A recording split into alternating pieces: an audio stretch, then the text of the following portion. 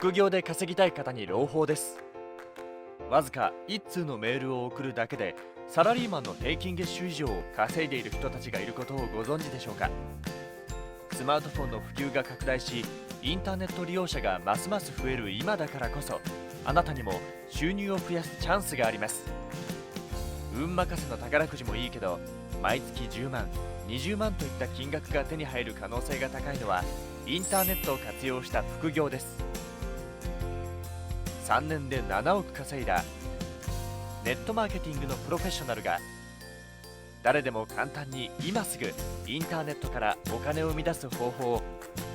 完全無料で教えます。見るだけじゃもったいない。